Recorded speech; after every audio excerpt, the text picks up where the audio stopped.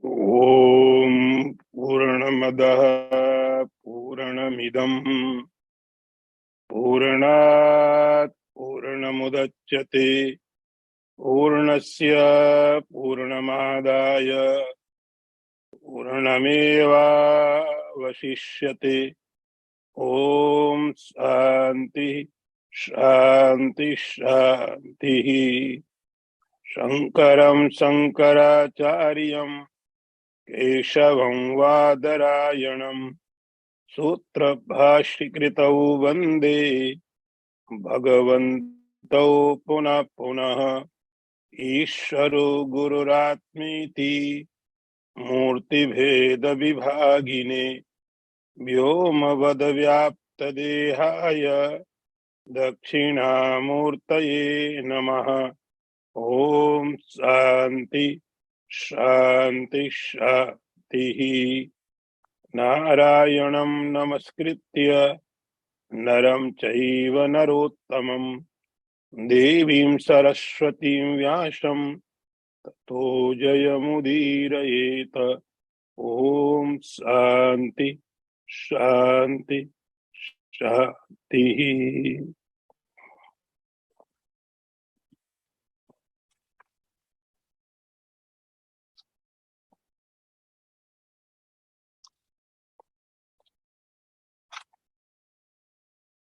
सह यज्ञ प्रजा सृष्ट्वा पुरोवाच प्रजापति अनेन प्रविश्यध्वम् एष वस्तुष्ट कामधुक्।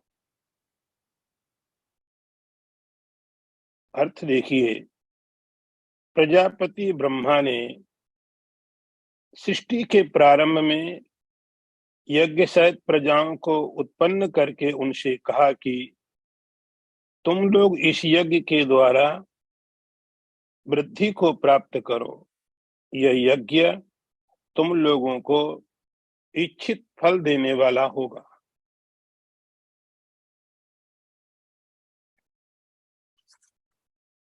अर्जुन का प्रश्न बहुत महत्वपूर्ण है। हर उस साधक के लिए जो अध्यात्म में प्रवेश करने की कोशिश करता है। शायद अर्जुन की समस्या नहीं है। अर्जुन सभी लोगों के लिए एक मार्ग दिखाने के लिए भगवान से ऐसा प्रश्न पूछता है।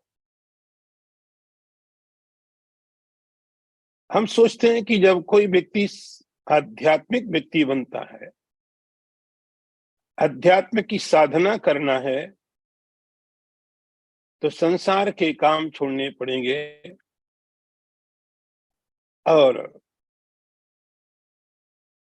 कहीं एकांत में जाके रहो, दिन भर माला करो, जप करो, ध्यान करो, स्टडी करो,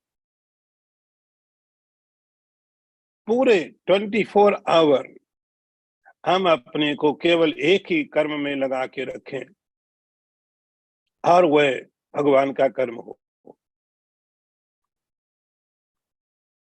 ये बात सही है।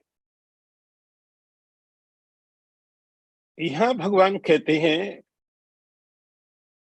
कि तरीका ये नहीं कि आप कर्मों को छोड़ दें। उपाय यह है कि आप हर कर्म को भगवान के लिए बना लें। शब्द प्रयोग किया भगवान ने यज्ञ, यज्ञार्थात कर्मणो अन्यत्र। पीछे मंत्र में देखा, कर्म बंधन का कारण होता है, लेकिन भगवान कहते वे कर्म बंधन के कारण होते हैं जो कर्म यज्ञ के लिए नहीं किए जाते हैं। और यदि यज्ञ के लिए कर्म किया जाता है वो बंधन का कारण नहीं होता है। अब आपको यज्ञ का कॉन्सेप्ट समझना बहुत आवश्यक है। यज्ञ क्या हो गया? यज्ञ के लिए भगवान ने यहाँ पर गीता में बहुत ही विस्तृत एक विजन दिया है। यज्ञार्थ कर किया हुआ कर्म बंधन का कारण नहीं होता है, और जितने भी कर्म होते हैं वो सब बंधन के कारण होते हैं। हम कर्मों को दो भागों में बांटते हैं, एक अच्छे कर्म और दूसरे खराब कर्म, सदकर्म और असदकर्म। सदकर्म और असदकर्म में हम समझते हैं जो असद कर्म है, गलत कर्म है, वो हमारे दुख के कारण होते हैं, और जो सदकर्म होते हैं, अच्छे कर्म होते हैं, हमारे सुख के प्रति कारण होते हैं। ये बात ठीक है कि सदकर्म हमारे सुख के प्रति कारण होते हैं, असद कर्म से हमें दुख मिलने वाला है। लेकिन जो हमको सदकर्मों से सुख मिलता है वह सुख भी लिमिटेड है, निश्चित।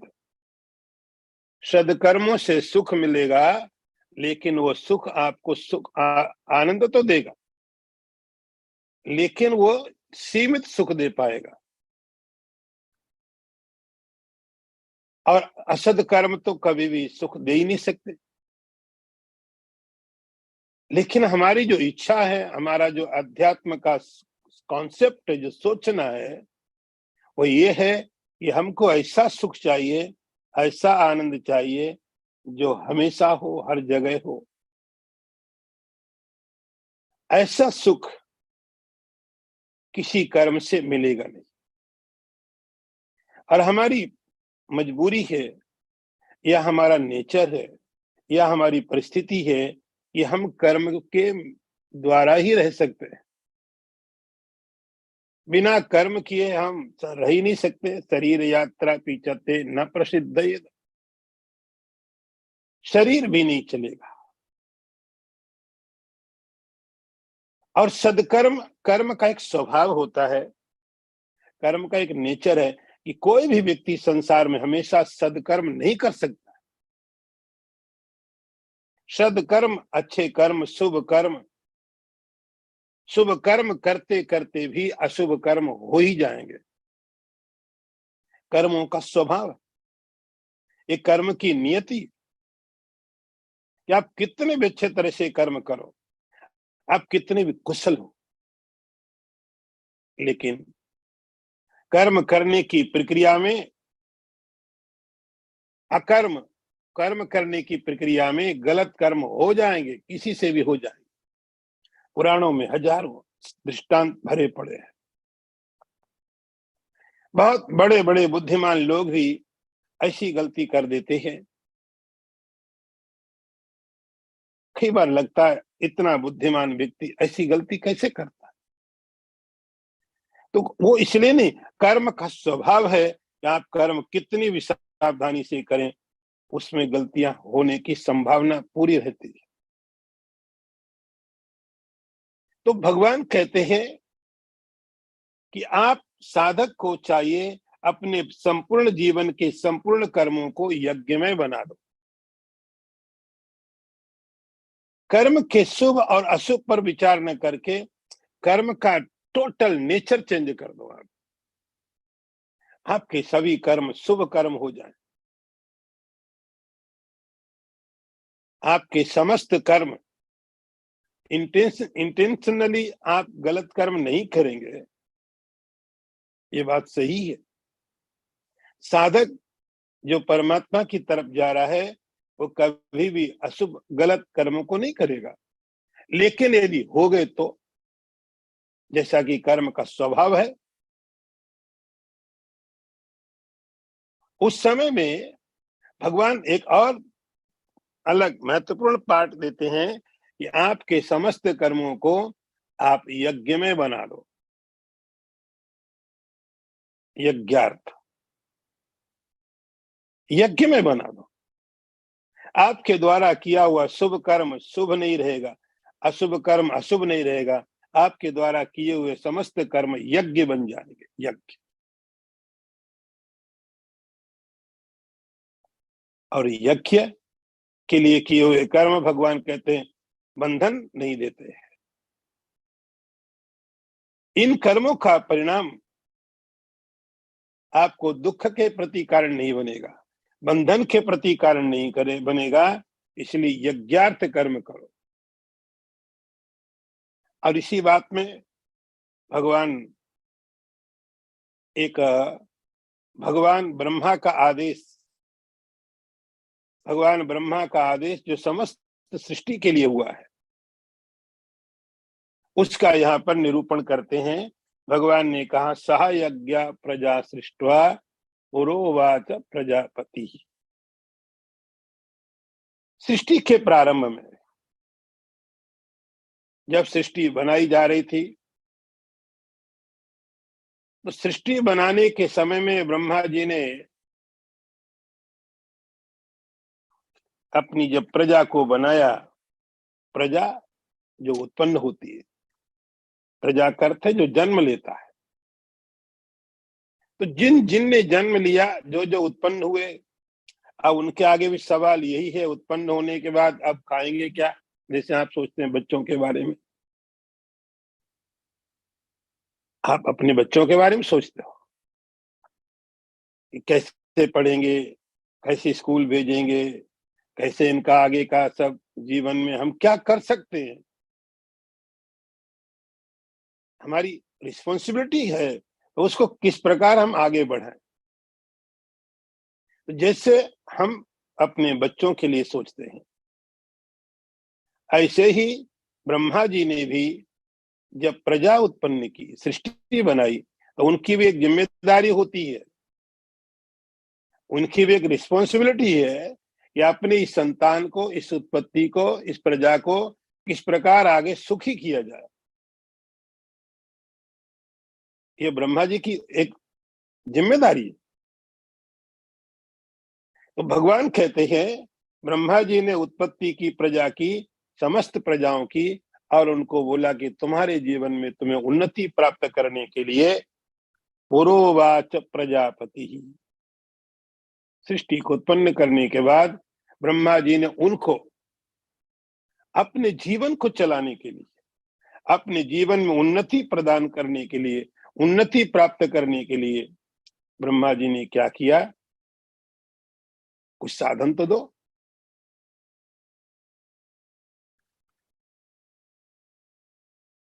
पुरोवाच प्रजापति, ऐसा ब्रह्मा जी ने बोला, हम तुमको अपने जीविका चलाने के लिए, उन्नति प्राप्त करने के लिए, सुख प्राप्त करने के लिए हम तुम्हें यज्ञ प्रदान कर। अनेन प्रसविष्वध्वम, इस यज्ञ के द्वारा तुम अपनी उन्नति करोगे। कर्म तो आप करोगे ही करोगे, कर्म करने के लिए आपको कहने की जरूरत नहीं है, कर्म तो होंगे। तो ब्रह्मा जी ने उनको क्या किया? इस यज्ञ के द्वारा अपनी उन्नति करो, अपना विकास करो। अनेन प्रसविष्वध्वम एष वो अस्तु इष्ट कामधुक्। ये यज्ञ तुम्हारे लिए कामधुक्, कामधुक् जो चाहो वो प्राप्त करो, जो चाहो वो प्राप्त कर लो। जैसे स्वर्ग में आपने सुना कल्प वृक्ष है और कामधेनु है। कामधेनु जो गाय है, देवताओं में स्वर्ग के पास, स्वर्ग में उनको जो चाहिए वो मिलता है।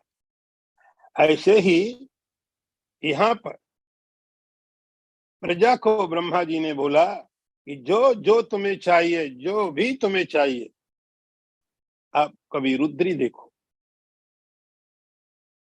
रुद्री का 8वां अध्याय, अभी पिछले दिनों मैंने सिंगापुर में 5वां अध्याय लिया था।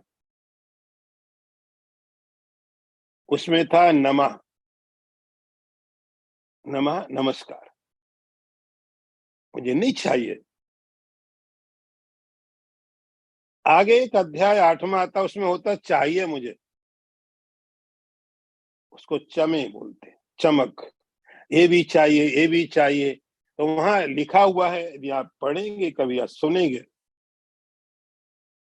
तो ऋषि प्रार्थना करते भगवान को बोलते हैं, क्षमे यज्ञे न कल्पन्ताम। अंतिम जो वाक्य होता है, जो अंतिम फ्रेज होता है, उसमें लिखा होता है यज्ञे न कल्पन्ताम। और उसमें ऐसी सी बातें लिखी हैं, ऐसी ऐसी भगवान के आगे मांग रखी गई है। हमको दाल दे दो, चावल दे दो, गेहूं दे दो, केशाश्च में, नखाश्च में। हे भगवान मुझे बाल देना, सिर के ऊपर बढ़िया बाल दो। अब हम तो टकले, हमको क्या चाहिए? तो ऋषियों के समय में बहुत सारे ऋषि ऐसे रहते थे। नखाश्च में, हमको नाखून प्रदान करो, बड़े बड़े अच्छे अच्छे नाखून। नखाश्च में, केशाश्च में। तो वहां भगवान से प्रार्थना करते हैं, भगवान मुझे ये दे देना, ये दे दो, ये दे दो। कैसे? आप क्या देना चाहते हो, उसके बदले हम आपको ये दें। तो वहां लिखा यज्ञेन कल्पन्ता, यज्ञ के द्वारा प्राप्त करो, यज्ञ के द्वारा। तो आपकी तो वहां जितने डिजायर्स लिखे हैं, जितनी डिमांड लिखी है, आप पढ़ोगे तो बहुत सारी लिखी हुई है, बहुत लिखी हुई है। वो तो मिलने वाली। जो नहीं लिखी है वो भी आप यज्ञेन कल्पन्ताम, यज्ञ के द्वारा, यज्ञ के द्वारा, यज्ञ के द्वारा मुझे प्राप्त हो। तो ब्रह्मा जी ने समस्त प्रजा को, समस्त प्रजा को उत्पन्न करने के बाद अपनी उन्नति प्राप्त करने के लिए, इस जीवन को सुखी करने के लिए, और इसके बाद जो जीवन है उसको भी सुखी करने के लिए यज्ञ एक साधन दिया, यज्ञ।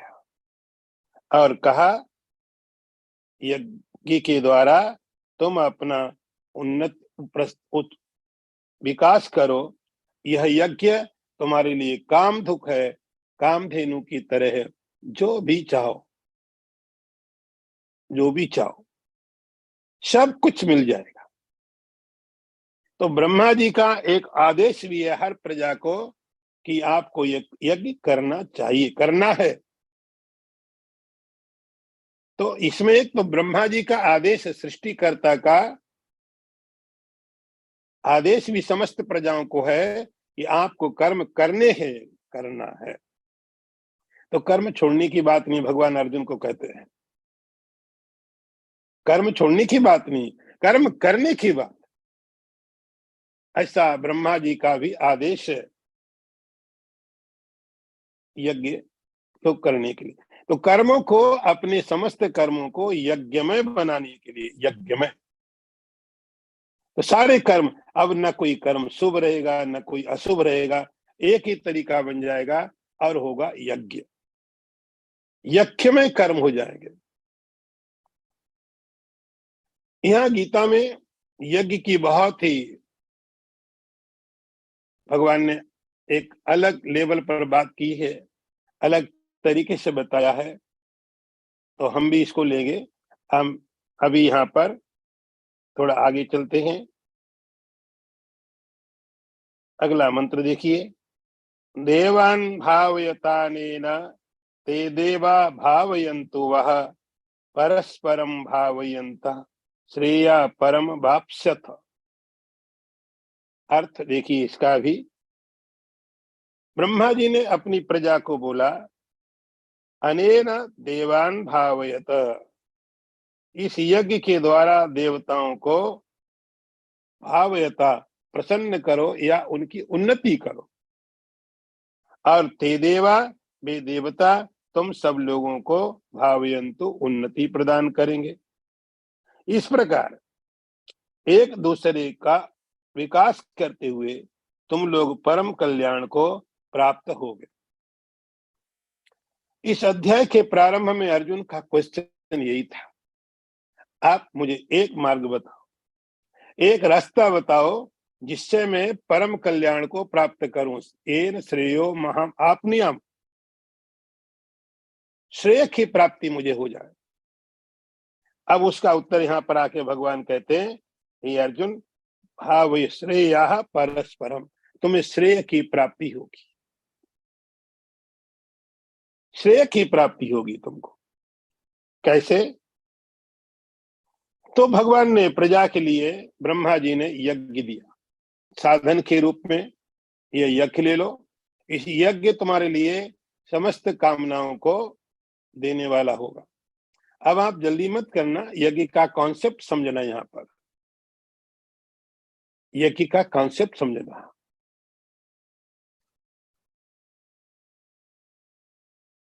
अब कैसे आप यज्ञ के द्वारा अपना उन्नति अपनी कैसे करोगे? तो भगवान ने कहा, ये जो यज्ञ है, यज्ञ के द्वारा तुम देवताओं को उन्नति प्रदान करो। अनेन, इस यज्ञ के द्वारा आप क्या होगा कि देवता लोग खुश होंगे। इस यज्ञ को करने से देवता खुश होंगे। देवता,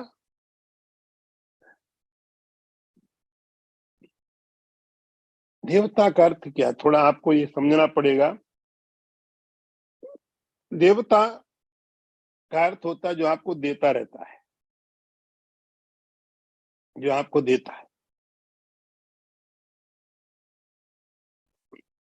पृथ्वी, जल, अग्नि, वायु, सूर्य, चंद्रमा। वेदों में लिखा, सूर्यो देवता, चंद्रमा देवता, अग्निर देवता, ये सब देवता है। आप देवता का कॉन्सेप्ट ऐसा मत रखना कि कहीं बैकुंठ में देवता लोग बैठे हुए होंगे ऊपर। देवता आपके चारों तरफ, चारों ओर आप देवताओं से घिरे हुए हो। और यदि वे देवता शक्तिशाली नहीं हुए तो आपको शक्ति कहां से मिलेगी? अग्निर देवता, चंद्रमा देवता, वायुर देवता, सब देवता है। तो आपके यज्ञ के द्वारा ये देवता लोग प्रसन्न होते, इनको शक्ति मिलती है, इनको ताकत आपके यज्ञ के द्वारा। अब यज्ञ को आप यज्ञ की तरह पहले समझिए। जैसे आप एक मिर्च,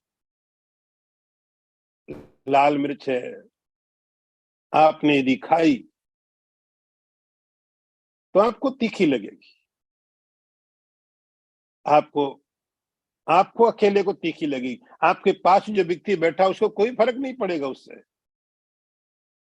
आपने उस मिर्च को खाया तो आपको फर्क पड़ेगा, आपको तीखा लगे, आपके आंसू निकले, आपका टेस्ट जो भी है, तो उसका प्रभाव, आपने अकेले मिर्चा खाई तो उसका प्रभाव आपके ऊपर पड़ेगा। आपके पास जो बैठा उसको कुछ फर्क नहीं पड़ने वाला है।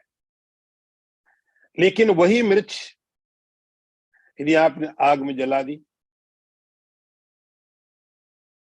एक ही मिर्च, तो जहां पर आपने जलाई वहां पर जो लोग बैठे हैं उसका प्रभाव सबके ऊपर पड़ेगा, एक पर नहीं पड़ेगा, पूरे के पूरे एक वातावरण को प्रभावित करेगा, पूरे के पूरे वातावरण को प्रभावित करेगा। अब यज्ञ में, अभी आप यज्ञ को केवल उतना समझिए जैसे आहुति डालते हैं, आग जलाई और मंत्रों के साथ। तो जैसे एक मिर्च यदि आग में डाली, उसका इफेक्ट पूरे के पूरे वातावरण में हो जाता है।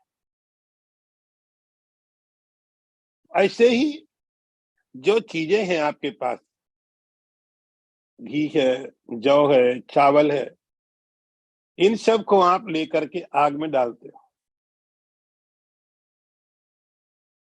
उनका एक हिस्सा उस हवन कुंड में रह जाता है राख बन करके,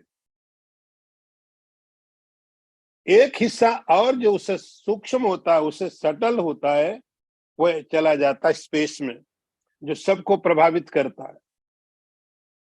आपने जो डाला घी, उसकी स्मेल, उसकी सुगंध, पूरे पूरे स्पेस में भर जाती है। और उससे भी ज्यादा सूक्ष्म जो हिस्सा होता है, जो मंत्रों के द्वारा हवन का, ऐसे भी आप जला दोगे तो भी हवा में स्पेस में घी की सुगंधी भर जाएगी, ऐसे भी जला दो आप। तो मंत्रों का प्रभाव क्या होता है कि मंत्र उसका और जो सूक्ष्म हिस्सा है, वो जिस देवता को आप संबोधित करते हैं, एड्रेस करते हैं, वो ले जा करके उसको दे देता है। तो 3 स्तर से आप यज्ञ को समझिए। एक यज्ञ का जो हिस्सा होता है, जो आपने हवन किया, वो हवन कुंड में राख बन के रह गया।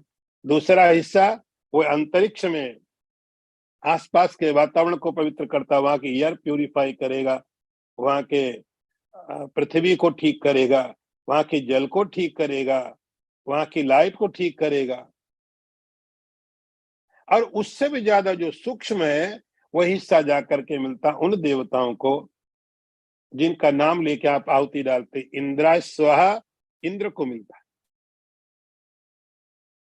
इस तरह से भगवान ब्रह्मा जी ने बोला, जब आप इस प्रकार यज्ञ करेंगे, देवान भावयतानेन, उससे देवता लोग शक्तिशाली होते हैं। ये उनका भोजन है।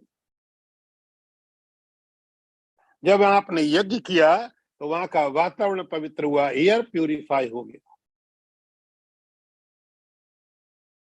एयर पवित्र हो गया, वहां की धरती पवित्र हो गई। तो जब देवता, धरती अच्छी होगी, जल अच्छा होगा, एयर अच्छा होगा, स्पेस अच्छा होगा, अग्नि अच्छी होगी, तो आप भी अच्छे होंगे। आप अकेले अच्छे नहीं हो सकते हो, आप अकेले सुखी नहीं हो सकते। आप जिस समाज में रहते हैं, यदि वह समाज सुखी है, वह समाज समृद्ध है, आप अपने आप समृद्ध हो।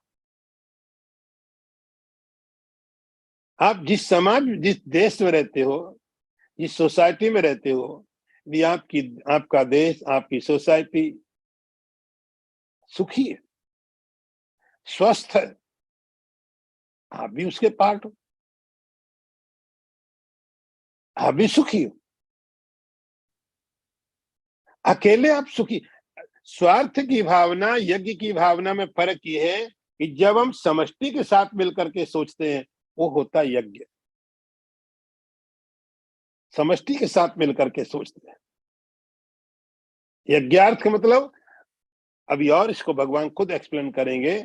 यज्ञ के लिए आप घी अकेले खा सकते हो, आपका घी, लेकिन आप खा लोगे, कल को डॉक्टर बोलता है घी नहीं खाना,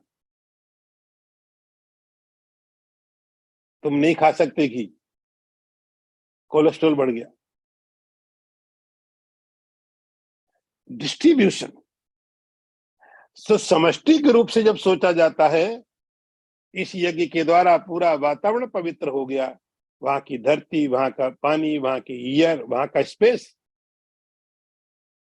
उससे वहां के होने वाले लोग, वहां के पशु पक्षी, सब स्वस्थ हैं, सब हेल्दी हैं और सब सुखी हैं, तो आप भी सुखी। जब ऋषि पढ़ता सर्वे भवन्तु सुखिनः, ये यज्ञ की भावना है। सर्वे सन्तु निरामया, सर्वे भद्राणि पश्यन्तु, ये यज्ञ का कॉन्सेप्ट है। जब आप समष्टि के बारे में, अपने आसपास के बारे में, अपने पड़ोसी के बारे में, जिसको नहीं जानते उसके बारे में भी, सर्वे, सर्वे का अर्थ सबको, सब सुखी हो, सब निरोगी हो कैसे निरोगी? आपका कंट्रीब्यूशन क्या है? तो आपका कंट्रीब्यूशन, आप अपने लेवल पे क्या कर सकते हैं, आपके वो कर्म यज्ञार्थ कर्म कहे जाते हैं। वो यज्ञ के लिए कर्म होते हैं। आप अपने लेवल पर, आप सारी दुनिया को सुखी नहीं कर सकते हैं, लेकिन कम आप क्या कर सकते हैं, वो जो करने की भावना है, वही यज्ञ है। पृथ्वी खुश हो जाएगी। देवान भावयतानेन ते देवा भावयन्तु वा, देवता खुश हो गए, आप भी खुश हो गए, पृथ्वी खुश है। भागवत में लिखा है, जब भगवान अवतार लेने वाले थे, पृथ्वी खुश हो गई, जल खुश हो गया, अग्नि, सब प्रसन्न है, सब खुश। सबके प्रसन्न होने का अर्थ हुआ यज्ञ कर्म है। परस्परम भावयंता, इस प्रकार भगवान कहते हैं कि इस प्रकार तुम देवताओं को खुश करो, देवता तुम्हें खुश करेंगे। यदि आपका अनाज हेल्दी होगा तो आप स्वस्थ होंगे, और आप खाए, जिसको खा रहे वही खराब हो, सड़ा हुआ हो, आपको स्वस्थ कैसे करेगा? तो जब हम मार्केट में जाते हैं तो देखते हैं the quality of the grain, पानी हम बढ़िया पिएंगे, लेकिन हम ही क्यों बढ़िया पानी पिए? सभी लोग क्यों ना पिए? सबके लिए क्यों ना मिलना चाहिए? सबके लिए अच्छा भोजन क्यों नहीं मिलना चाहिए? तो सब में देवता आते हैं। परस्परम भावयंता, तो जो भगवान कहते हैं आप देवताओं के लिए करिए, आप पृथ्वी के लिए आपने क्या किया? पृथ्वी ने आपको रहने की जगह दी, पानी ने जीवन दिया, एयर ने आपको लाइफ दिया, आपने उनके लिए क्या किया? जो केवल अपने लिए सोच रहा है, वो कर्म बंधन का कारण होता है। अपने लिए, तो यहाँ भगवान कहते हैं देवान भावयता नेन, आप देवताओं को ध्यान रखिए, देवता लोग आपका ध्यान करेंगे। ब्रह्मा जी ने बोला वो आपको स्वस्थ रखेंगे। आगे मंत्र देखिए, इष्टान भोगा निह वो देवा दास्यन्ते यज्ञ भाविता तैर दत्तान प्रदायिभ्यो यो भुंक्ते तेन एव सा। भगवान ने बहुत कठोर शब्दों का प्रयोग किया यहाँ पर है। अर्थ देखो, भगवान कहते हैं अर्जुन, यज्ञ भाविता देवा, यज्ञ के द्वारा बढ़ाए हुए देवता तुम लोगों को इच्छित भोग निश्चित ही देते रहेंगे। वो जो देवता हैं उनके द्वारा दिए हुए जो पदार्थ हैं, जो मनुष्य उन पदार्थों को बिना देवताओं को दिए हुए भोगता है, वह चोर है, चोर, थीफ,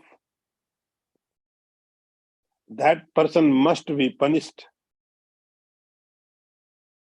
चोर है। भगवान बहुत कठोर शब्दों का भगवान ने उपयोग किया कि उन देवताओं ने आपको जो दिए पदार्थ, उनको दिए बिना जो केवल अपने लिए स्टान भोगानी है, तो जो हमने चाहा वो हमें मिला। तो जो हमें पदार्थ मिले, उन पदार्थों को जो अपने लिए, केवल अपने लिए, मैं आज समाज में ये बात बहुत विकृति की तरफ फैल गई। मेरा लाइफ, बस मैं अपने बारे में सोचता हूं, मुझे किसी से कोई लेना देना नहीं। जैसे जैसे जनरेशन आगे बढ़ने लगी, ये भाव और गहरा होने लग गया कि मुझे क्या लेना देना किसी से, मेरा लाइफ, मैं जॉब कर रहा हूँ, पैसे कमा रहा हूँ, मेरा घर, मेरा, खत्म बात, मुझे नहीं किसी के बारे में सोचना है। नहीं, ऐसा जीवन नहीं चल सकता। भगवान कहते चोर हो। आप जिस कंपनी में काम करते हैं, जिस कंपनी के बारे में आप नहीं सोचेंगे, आप जिस देश में रहते उस देश के बारे में नहीं सोचेंगे, आप जिस धरती में रहते धरती के बारे में नहीं सोचेंगे, भगवान कहते आप जिस पानी को पीते उसके बारे में नहीं सोचेंगे,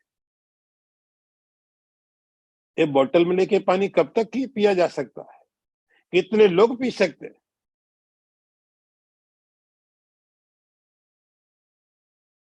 तो देवताओं ने जो दे इष्टान भोगानी वो देवा दास्यन्ते यज्ञ भाविता, तो पृथ्वी ने हमको बहुत सब कुछ दिया। अनाज मिल रहा है पृथ्वी से, पृथ्वी आपको जीवन जीने के लिए पृथ्वी देती है, कुछ पानी देता है, वायु दे रहा है, अग्नि दे रही है, स्पेस दे रहा है। हम रिटर्न में क्या दे रहे हैं? हम रिटर्न में क्या देते हैं? हम ये लाइट यूज करते हैं, इसके बिल आ जाते हैं। ये पानी जो हम बोतल में लेंगे उसके बिल आ जाएंगे, उसके पैसे पेमेंट करने पड़ेंगे। हर चीज का हम पेमेंट करते हैं। लेकिन देवताओं के लिए हमने कभी सोचा? देवताओं ने जो पदार्थ दिए हैं, जो अन्न दिया है, जो ईयर दिया है, जो शरीर मिला है, मन मिला है, बुद्धि मिली, आंखें, इंद्रियां मिली है, जिनका हम उपयोग करते, हम सबको थैंक यू बोलते। किसी ने हमको थोड़ा कुछ दे दिया, थैंक यू वेरी मच। लेकिन उन पदार्थों को यूज करने के लिए जो देवता लोग आपकी मदद करते हैं, उन पदार्थों को किसी ने आपको गिफ्ट दिया, आप बोलते थैंक यू वेरी मच, बोलना चाहिए। बढ़िया चॉकलेट दिया, आपको पसंद था, आपने थैंक यू वेरी मच कई कई बार बोल दिया। लेकिन भगवान ने जो खाने के लिए जीव दी है, उसको भी थैंक यू बोला कभी? उन देवताओं को कभी बताया? किसी ने बहुत अच्छा आपको म्यूजिक का सीडी दिया, आपने सुना, थैंक यू, बहुत अच्छा। कान, कान, इसका क्या होगा? तो देवता जो हमारे जीवन में कर रहे हैं, उस सहयोग को हमने पूरी तरह से छोड़ दिया। भगवान कहते हैं तैर दत्तान प्रदाय भ्यो, आप उसको रिटर्न किए बिना यदि ले लेते हैं तो कहते वो चोर है। उसने देवताओं का भाग नहीं दिया, देवताओं का हिस्सा। जैसे चोर किसको बोला? कि किसी दूसरे का सामान जो ले ले, जिस पर उसका अधिकार नहीं है, जो उसका नहीं है, और उसको कोई ले लेता है तो चोर होता है। तो जो पदार्थ पर अधिकार दूसरों का भी था, हमने उनको भी रख लिया।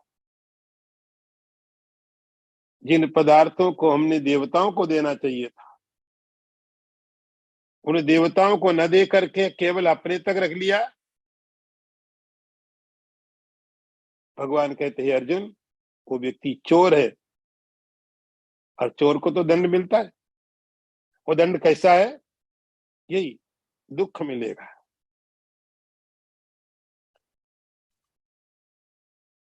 तो अगला मंत्र भी देखिए, यज्ञ शिष्टाशिना संतो मुच्यन्ते सर्व किल विषयी भुंजते ते त्वघम पापा ये पचंती आत्म कारणात्।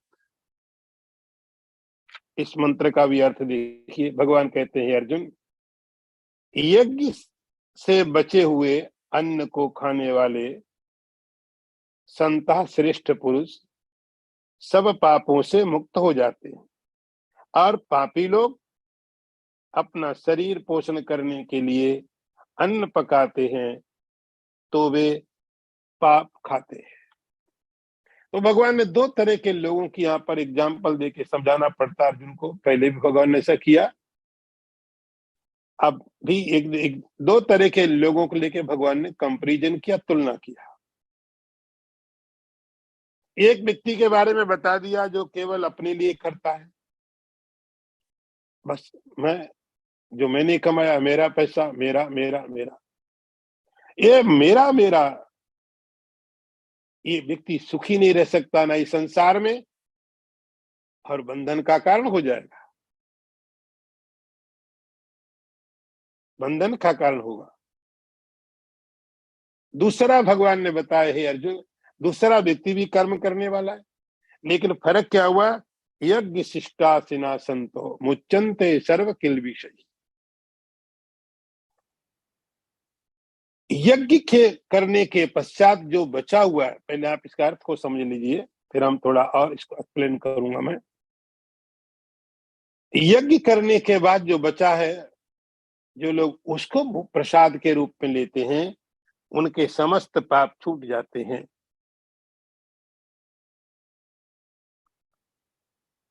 यज्ञ के द्वारा, यज्ञ का अर्थ हुआ कि आपने समष्टि के लिए, ईश्वर के लिए जो दिया, और यज्ञ के बाद में जो बचा वह प्रसाद होता। जैसे आप भगवान की पूजा करते हो, पूजा करने के बाद में आप भगवान का भोग लगाते हो, प्रसाद हो गया।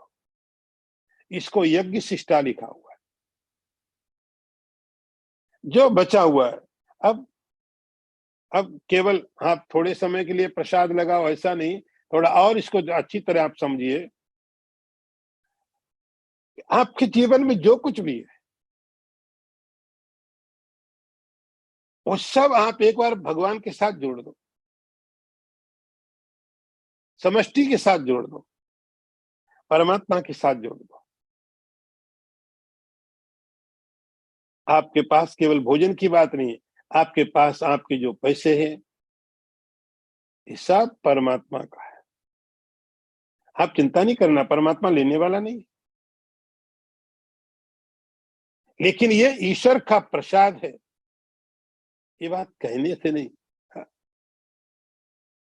तो हम बहुत सारी फॉर्मेलिटी करते हैं ना, कहते हैं सब आपका ही घर है, वो वाला नहीं। एक बहुत गहरी भावना, ये सब परमात्मा का है, और आप प्रसाद की तरह ले लो। आपके पैसे, आपकी संपत्ति, आपका परिवार, सब ईश्वर है, भी ईश्वर का ही। आपका शरीर, आपका मन, आपकी इंद्रियां, आपके पास क्या है, क्या सब परमात्मा का है। फिर आप प्रसाद की तरह लीजिए, ईश्वर का है, ईश्वर से जो बचा हुआ है आपके लिए प्रसाद है। इसको बोलेंगे यज्ञ शिष्टा। यह शिष्टा बचा हुआ, यज्ञ से बचा हुआ सब। उपनिषद कहता तेन त्यक्तेन ईशावास्यम इदम सर्वम यत्किंचित जगत्याम जगत तेन त्यक्तेन भुंजी था। तो सारे आपके पदार्थ, आपका परिवार, सारी चीजें सब आपके, लेकिन पहले ईश्वर, पहले ईश्वर। ये साधक की सोच है। पहले इस पर अधिकार परमात्मा का है, देवताओं का है। उसके बाद जो प्रसाद है वो मैं लूंगा। तेन त्यक्तेन भुंजी था। ऐसा व्यक्ति कर्म के बंधन में, प्रसाद के द्वारा आपको दुख नहीं होता है। प्रसाद के द्वारा प्रसन्नता की प्राप्ति होती, दुख होता है भोगों के द्वारा। भोग की भावना दुख का कारण बनती है, प्रसाद की काम इच्छा प्रसन्नता का कारण बनती है। सब परमात्मा का है।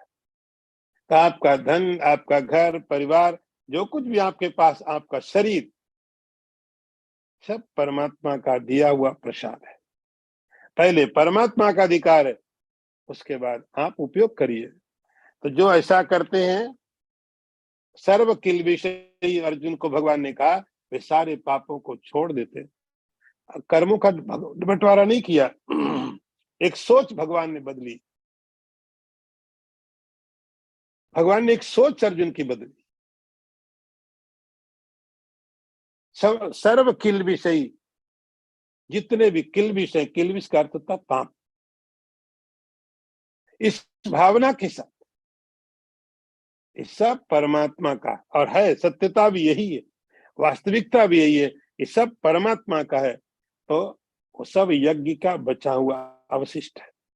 मंदिर में जब भगवान का प्रसाद लेते हो,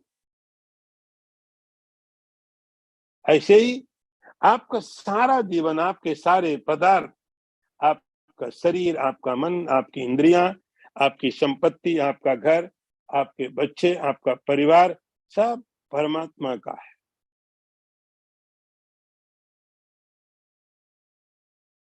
आपकी पृथ्वी, आपका जल, आपका एयर, आपका स्पेस, आपका नहीं है, ईश्वर का है।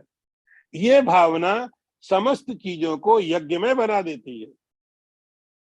यही यज्ञ। यज्ञ का अर्थ हुआ आपने किसी चीज को आहुति डाल दी और कहना पड़ता इदम अग्ने नमम, ये अग्नि का हुआ, मेरा नहीं। अब तक मेरा था, अब मैंने यह सब इदम इंद्राय, या इंद्र के लिए है, मेरा अधिकार नहीं है। ऐसे ही ये सारे के सारे भगवान कहते जो भी तुम्हारा शरीर, तुम्हारा मन, तुम्हारी इंद्रियां, तुम्हारा घर परिवार, पृथ्वी, समाज, सोसाइटी, कंट्री, जो कुछ भी है सब परमात्मा का है। उस व्यक्ति के सारे पाप छूट जाते हैं। और जो ऐसा नहीं करता है, भगवान कहते हैं पचन भुंजनते ते त्वघम पापा, ये पचंती आत्म कारणात्। और जो केवल पचंती का अर्थ होता सीधा सीधा बनाना, कुकिंग, लेकिन यहाँ उसका अर्थ थोड़ा और आपको समझना पड़ेगा। पचंती का अर्थ होता है जो भी कुछ कमाते हैं, हम जो भी अर्जित करते हैं, जो भी इकट्ठे करते हैं, किसी के लिए आत्म कारणात्, केवल अपने लिए। यदि मेरी सोच यही है मैं कमा रहा हूं मेरे लिए, मैं मेरा, भगवान कहते ऐसा व्यक्ति पाप खाता है, पाप। भुंजंती ते तु अघम पापा, पापा मतलब पाप। पाप का मतलब होता है इसको दुख मिलने ही वाले हैं। पाप का परिणाम कभी सुख हो ही नहीं सकता। पाप का फल कभी सुख नहीं होता है।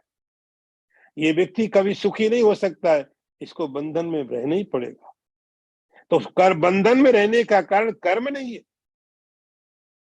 बंधन में रहने का, दुख रहने का कारण कर्म नहीं है, संसार नहीं है, हमारी सोच, अप्रोच,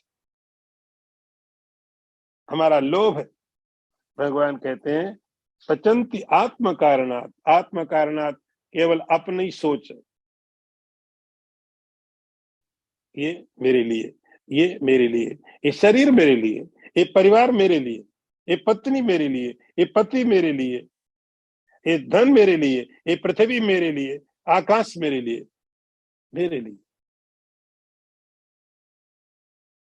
गीता के प्रारंभ में आपको ध्यान है दुर्योधन ने भगवान को क्या, दुर्योधन बोल रहा था अपने गुरु को, ये सब जो लोग यहाँ खड़े ना, ये सब मेरे लिए मरने को तैयार है। ये उस व्यक्ति की भावना है जिसको भगवान कहते हैं पचंती आत्म कारणात्, सब कुछ मेरे लिए है, सब कुछ मेरे लिए, मेरे सुख के लिए। ऐसा व्यक्ति भगवान कहते सुखी नहीं हो सकता है, इसको तो दुख भोगने ही पड़ेगा। ऐसा व्यक्ति कभी सुखी नहीं हो सकता। सब तुम्हारे लिए नहीं है, तुम सबके लिए हो, समष्टि के लिए, ईश्वर के लिए। हमारे शरीर पर पहले ईश्वर का अधिकार है। हमारे शरीर के ऊपर में पहले जिस शरीर को हमारे परिवार ने दिया है, पृथ्वी से एक अन्न लेकर के बड़ा हुआ है, ईयर मिली, उनका अधिकार है। आपने कभी उनके बारे में सोचा? उनका पहले अधिकार है। हमारा शरीर, हमारा घर, हमारा परिवार, सब ईश्वर ईश्वर अर्पण है और मैं प्रसाद की तरह ले रहा हूं। पचंती आत्म कारणात्।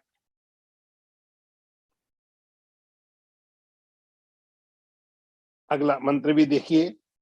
मंत्र यहाँ के बहुत महत्वपूर्ण है, लेकिन टाइम के हिसाब से मुझे थोड़ा चलना पड़ रहा है। अन्नात् भवन्ति भूतानि पर्जन्यादन्न संभवा, यज्ञात् भवत् पर्जन्यो यज्ञः कर्म समुद्भवा। अर्थ देखो, वैसे ये दो मंत्र इकट्ठे हैं लेकिन मैं एक ही लूंगा। अन्नात् भवति पर्जन्यः, भगवान कहते हैं अन्नात् भवन्ति भूतानि, अन्न से भूतों की, जीवों की उत्पत्ति होती है और वर्षा से अन्न पैदा होता है। यज्ञ से वर्षा होती है, इसलिए यज्ञ ही समस्त कर्मों का उद्भव है, कारण है। अब भगवान एक जो आजकल धीरे धीरे लोग समझने लग रहे हैं, ये बात हमारे शास्त्रों में बहुत पहले से बताई गई है पर्यावरण की। अब लोग धीरे धीरे कॉन्शियस होने लगे। इतना नुकसान करने के बाद हमको तो पहले लग रहा सब हमारे लिए, ये पृथ्वी हमारे लिए, जो भी चाहिए निकाल लो, ये पानी हमारे लिए, जो भी चाहिए यहाँ से जो साधन मिलते हैं निकाल लो। सब साधनों का शोषण शुरू किया। पृथ्वी से जो मिले हमको मिलना चाहिए, निकाल लिया। जो कुछ कहीं से मिले हमको मिलना चाहिए, हमको। तो मनुष्यों ने यही किया। पृथ्वी से जो मिला ले लो, हम क्योंकि हम मालिक हैं। जो भी पृथ्वी में छिपा सब ले लो, बाहर भीतर पानी से जो उपयोग हो सकता है कर लो, अग्नि का, सूरज का। तो शोषण करना शुरू किया प्रकृति का। अब धीरे धीरे बातें पता चल रही कि बहुत नुकसान कर दिया। अब पर्यावरण की चिंता सोचने लगे, बड़े बड़े ऑर्गेनाइजेशन बनने लग गए, बहुत बड़े बड़े ऑर्गेनाइजेशन, बहुत खर्चा होने लग गया। ऋषियों की आप हाथ देखो, शास्त्रों का एक कॉन्सेप्ट देखो, अन्नात् भवन्ति भूतानि, एक चक्र है, एक साइकिल, एक सर्कल है। थोड़ा थोड़ा धीरे समझ लेते हैं। अन्नात् भवन्ति भूतानि, भूतानि का अर्थ होता है जीव, जीव का अर्थ है शरीर, चैतन्य नहीं, कॉन्शियसनेस नहीं। तो शरीर की उत्पत्ति किससे होती है? अन्न से। अन्नात् भवन्ति भूतानि। शरीर के प्रति कारण क्या होगा? शरीर कैसे प्राप्त होगा? अन्न के द्वारा। पशुओं का अपना अन्न है, पेड़ पौधों का अपना अन्न है, मनुष्यों का अपना अन्न है। अन्न के द्वारा ही शरीर की उत्पत्ति होती। यदि अन्न बंद कर दिया जाए आगे सृष्टि नहीं बढ़ेगी। अन्न ताकत देता है। अन्नात् भवन्ति भूतानि, तो समस्त भूतों की उत्पत्ति, समस्त शरीरों की उत्पत्ति का कारण क्या? अन्न। अन्न कैसे पैदा होता है? पर्जन्यात्, वर्षा से, पानी से। अन्न का कारण क्या है? यहां तक तो हम समझ लेते हैं, यहां तक तो हमको चूंकि बहुत कि वर्षा, अन्न के द्वारा भूतों की शरीरों की उत्पत्ति होगी, ये बात समझ में आ गई हमको। और वर्षा कैसे होती है, अन्न कैसे पैदा होता है? वर्षा होने से, ये भी हम समझ जाते हैं। वर्षा होगी, अच्छी वर्षा होगी, अच्छा अन्न पैदा होगा। समय से वर्षा हो, अच्छा अन्न पैदा होगा, हम समझ जाते हैं। इसके बाद सटल पार्ट शुरू होता है। वर्षा कैसे होती है, उसका क्या कारण है? यहां से सूक्ष्म बातें शुरू होती हैं जो अभी तक हमारे समझ में नहीं आती। आने वाले दिनों में शायद साइंस इस बात को समझे।